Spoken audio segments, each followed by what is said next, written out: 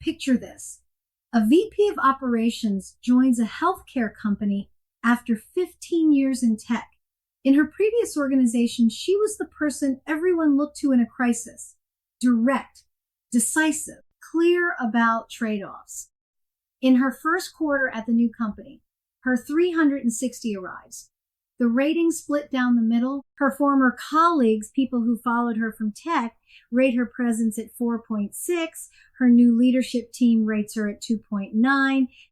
Same leader, same week, same behaviors. Two completely different evaluations of whether she has presence. She has not changed. The audience has.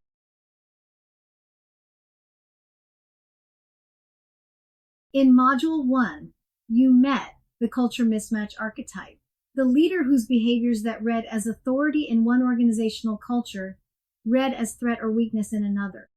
You are in this module because your assessment pointed to the context gap as your primary development area.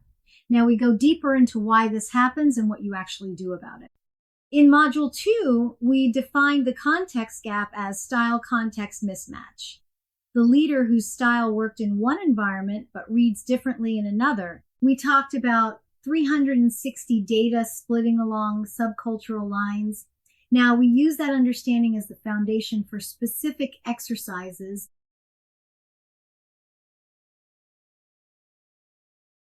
What makes the culture mismatch distinctive is that the leader's capability is not in question. They have delivered results. They have led teams successfully.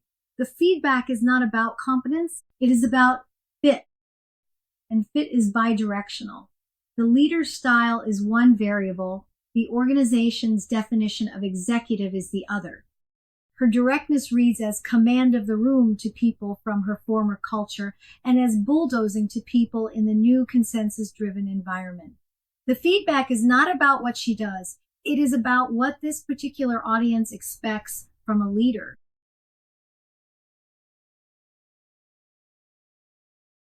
The split in the 360 data is not about the leader being inconsistent. She is behaving consistently.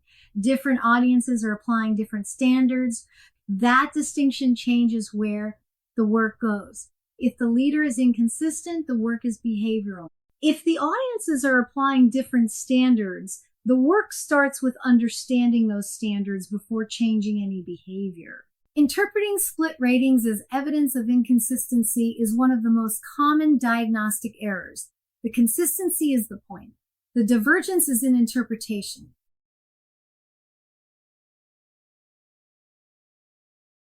Before coaching the individual, an organizational audit assesses the system.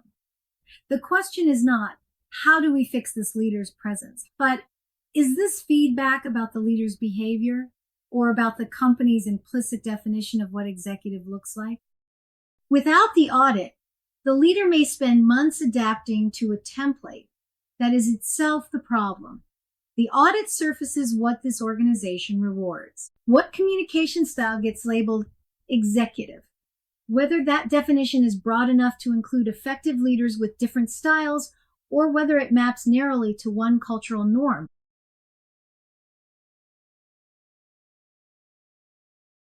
The answers determine whether the coaching work is style switching, where the leader adapts, or organizational feedback, where the system needs to broaden its definition. A CHRO notices that 3 leaders hired from outside the industry in the last 18 months have all received similar presence feedback. Does not fit our culture and needs to adapt their style. The audit reveals a pattern. The organization's implicit definition of executive maps to a specific communication style, measured, consensus, oriented, low conflict. Leaders from industries with more direct norms consistently trigger the same feedback. The question shifts from, how do we coach these leaders? To, is our definition of executive broad enough?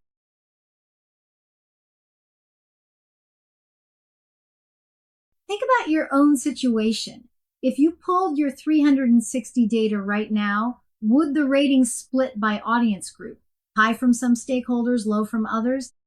And if they split, Is the dividing line cultural, people from one background or one part of the organization on each side? That split is itself the diagnostic signal for the context gap. Jumping to style change before completing the organizational audit is one of the most common mistakes. Adapting to a narrow template reinforces the template and wastes months if the problem is systemic.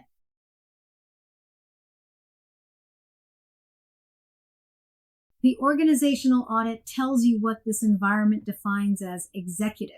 The next question is practical. What do you actually do with that information before you walk into a room?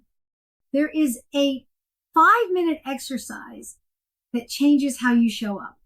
And it starts with 3 questions.